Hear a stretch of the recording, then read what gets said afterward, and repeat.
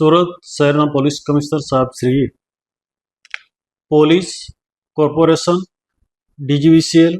અને ટોરન્ટો અને ફાયરના અધિકારીઓ સાથે જે ગેમ્સ ઝોન છે, આનંદ મેળા છે, વોટર પાર્ક છે, મોટા મોટા મોલ છે, ત્યાં સંયુક્ત ટીમ વિઝિટ કરશે અને ફાયર સેફ્ટીના પૂરતા ઇક્વિપમેન્ટ છે કે નહીં એની ખાતરી કરશે અને જરૂરી એમને સૂચનાઓ આપશે. કોઈ ખામી હોય તો એને તાત્કાલિક દૂર કરવા માટે સૂચનાઓ કરશે. સર, જે કંઈ એનું પરમિટ આપવામાં આવ્યું છે એના પરમિટમાં કેટલી કેપેસિટી છે, કેટલા માણસો ત્યાં અંદર જઈ શકે, એ તમામ વસ્તુઓ અને ફાયર સેફ્ટીના કયા કયા સાધનો રાખવામાં આવેલા છે તમામ વસ્તુઓ જોવામાં આવશે. રાજકોટની આજરોજ જે દુઃખદ ઘટના બની એ બાદે જે રાજ્ય સરકાર શ્રી તરફથી સંદેશો મળ્યો એ મુજબ જે મહેરબાન કમિશનર શ્રી તરફથી એક અમારા મહાનગરપાલિકા તરફથી જે ટીમમાં સંભવિત સભ્યો હોઈ શકે, પોલીસ કમિશનર સાહેબની કચેરીથી જે કોઈ હોઈ શકે, ડીજીવીસીએલ તરફથી કોઈ ટીમ હોઈ શકે, કલેક્ટર સાહેબની કચેરીમાંથી કોણ મેમ્બરો હોઈ શકે, ફાયર અને ઇલેક્ટ્રિકલ વિભાગ, હેલ્થ વિભાગ, એ બધા ટીમના મેમ્બરો હોઈ શકે અને જેટલા ગેમ ઝોન છે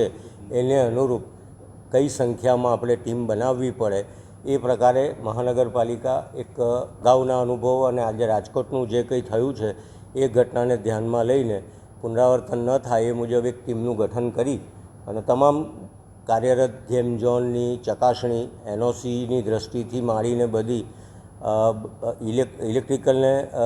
બાબતો અને ફાયર સેફ્ટી અને અન્ય સેફ્ટીના પાસાઓની ચકાસણી કરીને એક કમિટીની રચના કરીએ છીએ. અત્યારે બધી જ ઓફિસોમાં મિટિંગ ચાલી રહી છે અને ટૂંક સમયમાં એ ટીમનું ગઠન થશે અને આગામી સમયમાં એ ટીમ દ્વારા સઘન ચકાસણીની કાર્યવાહી હાથ ધરવામાં આવશે. હા, એ જે પ્રકારનું જે કંઈ ક્ષતિ માલુમ પડે તે તાત્કાલિક દૂર કરાવવા માટે કહેવાનું આવવાનું થશે અને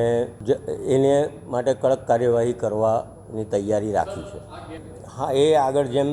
આપણું પહેલું અત્યારનો ધ્યેય આપણો ગેમ ઝોનનો છે અને ત્યાર પછી આવનારા દિવસોમાં આવા તમામ જગ્યાએ જ્યાં પબ્લિક એકત્રિત થતું હોય વેકેશનને ધ્યાને રાખીને અને સુરક્ષાના પાસાઓ જ્યાં ચકાસણી જરૂરી હોય એવા તમામ એરિયામાં આ પ્રકારે કાર્યવાહી હાથ ધરવામાં આવનાર. અત્યારે 16 ગેમિંગ ઝોન છે અને તમામ ઝોનમાંથી એ માહિતીઓ, એનઓસી અને બધી વિગતો એકત્રિત કરવાની કામગીરી ચાલી રહી છે. હેલ્થની, ફાયરની એ બધી એનઓસીઓ હોય છે જે તે સમયની હોય અને એને વખતો વખત રિન્યૂ પણ કરાવવાની હોય અને એ બધી ચકાસણીની કાર્યવાહી શરૂ થઈ ગઈ છે. અત્યારે અમારી એક કમિટી બની જાય અને આગળની કાર્યવાહીના જે ક્ષેત્રો નક્કી થાય એમાં ટૂંક સમયમાં તમને ફરી માહિતગાર કરવામાં આવશે.